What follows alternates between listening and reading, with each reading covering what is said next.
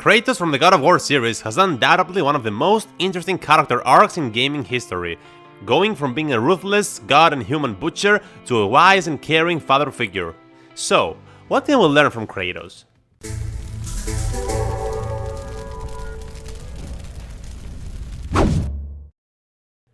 Welcome back to another video, fellas, and in this video I will give you some of the life lessons that I've learned while playing the God of War series. So are you ready? Let's go! First of all, rage, anger and hate can only make things worse. Kratos is famously known for his rage and endless anger, especially during the first 3 installments of the games. This is the type of anger that blinds one individual with hate, and hate leads to eternal suffering. Nothing good may come out of it. Sure enough, Kratos was tricked into murdering his own family. And that's not an easy hit to take, and so his going after Ares could be justified to some extent. But look at the second game. Due to his nature of hatred and rage, Zeus, the one that helped him take down Ares in the first place, betrayed him and sought to destroy him. Not only that, but Kratos once more gets fueled with hate and anger, and stops at nothing until he takes his revenge once again.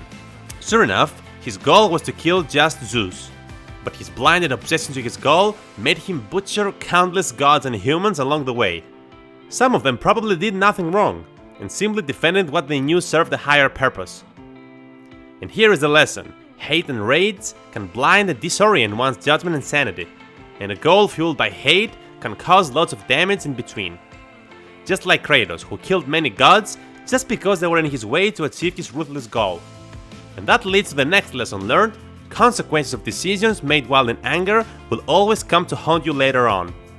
Kratos stopped at nothing to achieve his goal, and when he finally achieves it and kills Zeus, the world of ancient Greece erupts into chaos and is heading for its doom.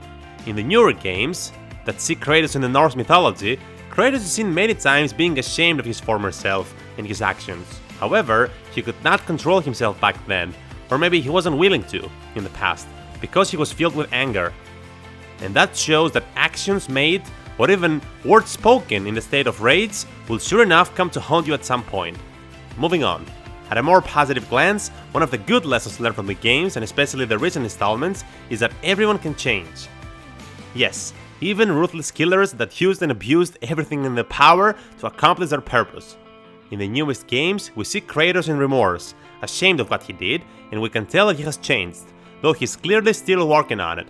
It is apparent that Kratos is at last aware of his wrongdoings, and is now trying to be better. Do not be sorry. Be better. And that's another great message. Don't be sorry, be better. In order to be able to change, you have to let go of the guilt of the feeling of being sorry, and simply try to move forward with the lessons in mind, trying to become better. Given the chance, most people can show that they can change. Next, the only thing we can control is our choices and actions. Traveling between the realms and fighting in wars of an ancient civilization is all a day's work for Kratos, the God of War. He's certainly delusional to the violence and bloodshed. He understands the complications of war and tells Atreus that even when they travel through this war-torn landscape, they should not pass judgments on either side. There is no way to know all that led up to this point. As they travel, a light elf dies by the hand of a dark elf. Atreus is confused at the sight and says he didn't even defend himself.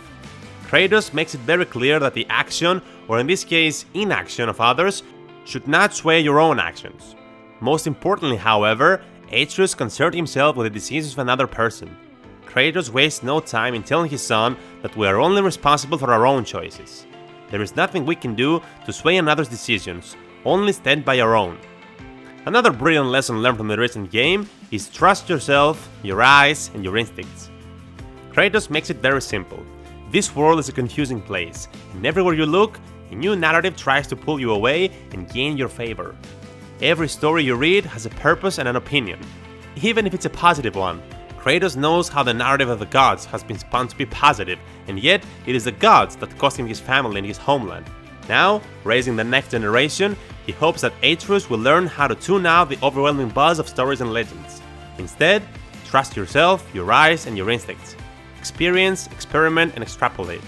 In today's world, one can easily be misled or manipulated by the countless con artists, influencers, or in general people that promise great things with little to ask for. It is up to our own judgment to collect opinions and thoughts and ideas, but in the end, make every decision the product of our own pondering and of our own conclusion. And finally, the last lesson is some food for thought. It goes like this: pain we endure, faltering weaponry we do not. At some point in the middle of the game, the strap of Atreus' quiver rips while they're fighting a dragon. Atreus shrugs it off and thinks nothing of it. He insists that you can hold it, but Kratos will hear nothing of it. He improvises a quick fix to the problem and helps him fix his quiver strap. In real life, we all have an abundance of tools presented to us, whether it's a skill in maths, cooking, sports, or whatever it might be. It is our job to maintain our tools, whatever they may be, so that we can best succeed in our quests. We are each granted the tool of thought and unique intelligence. Our tools must be kept in their best state, constantly refining and improving. Just as Kratos works with dwarves to create the best axe upgrade, we must constantly search for upgrades to our minds. Just like the characters in God of War, we can be better. And that is all for now, fellas. Thank you for watching. If you like this type of video, let me know which other games, TV shows, or even movies you would like me to search for lessons taught and make a video about it. Be sure to let me know in the comments. Until the next one, have an amazing time and I'll see you all later.